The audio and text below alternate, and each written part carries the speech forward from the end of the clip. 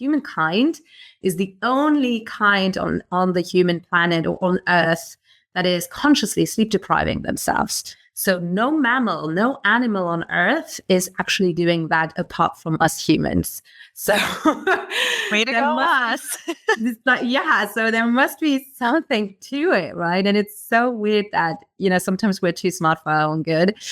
But the reason why it is super important is that it is actively doing stuff that you can't do when you're conscious. So you can really compare it to having a party. You can either be an amazing host, entertaining people, talking to everyone, sharing stories, creating new memories, but you can't chase after everyone, cleaning up, and putting everything back into its place. So the same is true for our brain. It can't do everything when we're conscious. So when we're sleeping, our brain is actually shrinking. You have cerebral fluid cleaning out toxins. It's creating proteins or connections that it can't during the day to make sure that our memory is working and consolidating. That's why it's been very often connected to Alzheimer's and dementia and Parkinson's. So there's a lot of research coming out that way. And then also for our body. So if you had a stressful day, your hormones will be a little bit imbalanced, and sleep is going to take care of rebalancing them. If you have tiny cuts or bruises or fissures even inside that you can't see on the outside, those are going to be mended while you are sleeping, which is why so many people say sleep over it. Or if you have a fever, have a good sleep and you'll feel better. It's because it's a healing process, literally.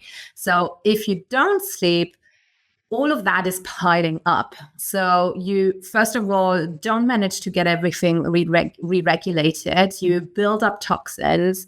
Hormones will not be able to be rebalanced. And then also your sleep pressure, which is building from scratch each day, just like hunger. During sleep, it is basically being put back to zero. But if you don't sleep, your sleep pressure is going to be already at a certain level the next day. And so it's going to be even bigger. And so a lot of people walk around through life with a constant sleep pressure that's not at level 0 in the morning ever. And you can get used to that. But when I have those people then suddenly starting to sleep, it's like, oh my God, what did I do with my life? How did I even function?